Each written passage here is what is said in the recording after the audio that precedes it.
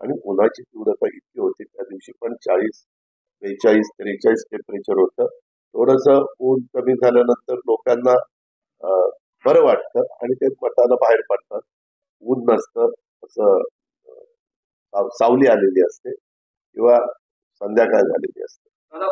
दादा पाटलांनी विधान केलं होतं बारामती शरद पवारांचं पराभव आहे, त्याचा काही परिणाम? ते ते ते जे काही विधान केलेलं होतं त्या विधानात काही अर्थ नव्हता, काही सत्य नव्हतं. नंतर आम्ही चंद्रकांत दादांना म्हणालो की दादा तुम्ही आपलं पुण्यामध्येच बघा काम, मी काय असेल ते बारामतीत आमचे कार्यकर्ते बघतील. त्यांनी ते बोलायला नको होतं, परंतु शेवटी ते का बोलून गेले आम्हाला माहिती नाही. पण नंतर त्यांनी अवाक्षर देखील काढलं नाही आणि ती निवडणुकीत पवार साहेब उभेच नव्हते, तर पवार साहेबांचा पराभव करण्याचा प्रश्न येतो उडा. साहेब उभे असतील तर ना, उभे कोण होते? सुनेत्रा पवार, सुप्रिया सुळे. त्याच्यावर पराभव या दोघींच्या पैकी एकाचा होणार आहे ना. बोलले ते चूक आहे, मान्य करतो ना. त्यांनी असं बोलायला नको होतं. जी व्यक्ती उभीच नाही त्यांना तुम्ही पराभूत करायचं म्हणता, हे बरोबर नव्हतं. नाही, मी ज्योतिष नाही रे बाबा, त्याच्यामध्ये सीट निवडून येईल एवढी मला खात्री.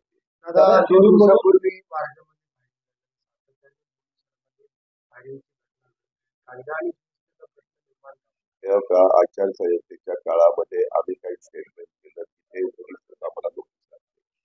हे सगळं काम आता दोन्ही सीपी पुणे एलपीपी आणि रुरलला त्या ठिकाणी ग्रामीणला काही एसपी यांचं आहे. त्याकरता त्यांनी त्यांच्या विचार केला पाहिजे, त्यांनी ते पाहिलं पाहिजे. कायदा सुव्यवस्था उत्तमपणे ठेवण्याचं काम हे पोलीस खात्याचं आहे. आचारसंहितेच्या काळामध्ये आम्हाला आदेश द्यायला मर्यादा पडतात, त्यावेळेस पूर्णपणे जबाबदारी ही त्या वरिष्ठ अधिकाऱ्यांची असते. दादा शिरूरमध्ये दादा घरातला उमेदवार देणार होते, मात्र त्यांनी अमोल कोल्हेच्या बाजूने आल्यामुळे हे दादांचं खोटं आहे.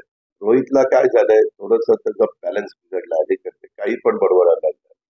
ठीक आहे, गुंड्यांचा एक दादा तुमच्या याच्यामध्ये गायवळ प्रचार करत होता आणि व्हिडिओ शेअर मला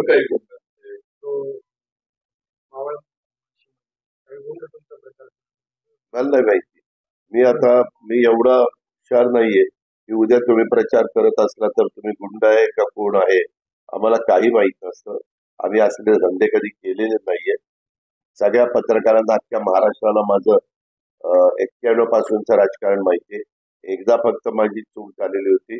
आमचे आजमबाई पानसरे पिंपरी चिंचवडचे अध्यक्ष असताना त्यांनी सांगितलं की दादा एकाला आता पक्षात घ्यायचंय, आणि त्यावेळेस त्यांनी त्या व्यक्तीला पक्षात घेतलेलं होतं. ती व्यक्तीचं रेकॉर्ड अतिशय खराब होतं आणि लगेचच मीडियाला सुरू झालं. मी पक्षात घेतलं, मला माहितीच नव्हतं ती व्यक्ती कोण किंवा काय, काहीच माझा सुतराम संबंध नव्हता. आणि मग आजमवर विश्वास ठेवला, कारण तो माझ्या पक्षाचा अध्यक्ष होता. विश्वास ठेवला, घेतला, कळायला लगेचच आम्ही त्यांना पक्षातनं हे पण केलं, हकालपट्टी पण केली. दादा शिरूरची तुम्ही बैठक घेतात, पण काय होतं, अमोल कोल्हे यांनी ड्राफ्ट काढला, त्यामध्ये 3 टर्म खासदार असतानाही शिरूरसाठी आढावा पाटील यांनी काही ना केलं, काही मागे पण नाही ठेवलं, फक्त टॉर्पेडोची कामाची त्याच्याबद्दलचं उत्तर त्यांच्या चिरंजीवांनी उरण पंचायतच्या सभेमध्ये दिलेलं आहे. जर शिवाजीराव आढळरावांचं काही काम नसतं तर पहिल्या वेळेस ते निवडून आले, दुसऱ्या वेळेस पण निवडून आले, तिसऱ्या वेळेस पण निवडून आले, आणि चौथ्या वेळेस ते पराभूत झाले. ते फार काही मतांनी पराभूत झाले नाही. उलट मी काल शिरूरवाल्यांना म्हणत होतो लोकसभा मतदारसंघात की 15 वर्षामध्ये मी यांची कारकीर्द शिवाजीराव पाटलांची, आणि आपण नाव घेतलं त्यांची 5 वर्षाची कारकीर्द, त्याची तुलना करा. 5 वर्षाच्या कारकिर्दीमध्ये ही व्यक्ती राजीनामा द्यायला निघाली होती. हे त्रिवार सत्य आहे. त्याला मी कित्येक बैठका घेतल्या, नका देऊ नका देऊ नका देऊ, तुम्ही असं करू नका, 5 वर्ष संपू द्या. काल मला आंबेगाव सातगाव पठाराच्या परिसरातले काही आदिवासी बांधव भेटले. ते म्हणले दादा आमच्याकडे तर 5 वर्षात फिरकलेच नाही. उगीच आता स्वतःला कुठला मुद्दा राहिला नाही आणि काहीतरी आरोप करायचे, त्या आरोपाला तथ्य असेल तर तुम्ही तपासा, रेकॉर्ड काढा की शिवाजी आढळरावांनी 15 वर्षात कुठले प्रश्न विचारले, कुठलं काय केलंय. पण एकंदरीत शिवाजीराव आढळराव पाटील कामाचा माणूस आहे आणि त्यांनी 5 वर्ष पराभूत झाले तरी संपर्क चांगला ठेवलेला होता.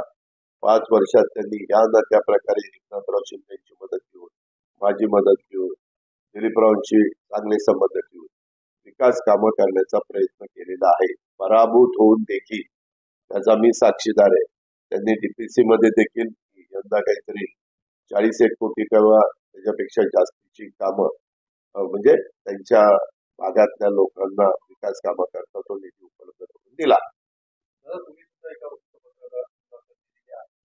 त्यामध्ये राज्यसभेच्या जागेसंदर्भातला तुम्हाला एक राज्यसभेची जागा मिळालेली आहे. ती जागा पार्थ पवार त्या जागेवर काय?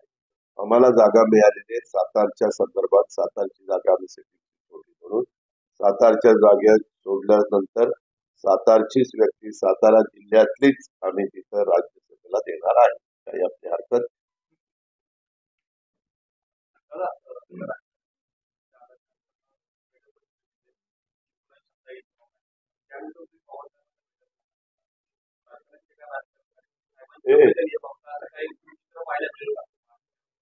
मी आता त्याबद्दल काही बोलू शकत नाही. मला त्याबद्दल काही सांगता येत नाही.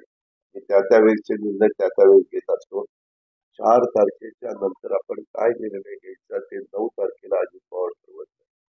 Ajit Pawar on the spot त्या वेळेचे निर्णय त्यावेळेस ठरवत असतो. भाषण करताना मी कुठं वाचून भाषण करत नाही. एखादा कुठला पॅरा असेल, काही ऑर्डर काढलेले असेल तर माझ्या मनात जे येतं, माझ्या सर्व म्हणून हे मला वाटतं बोलावचं ते मी बोलत असतो आणि पुढे जात असतो. आता कुठे जायचं?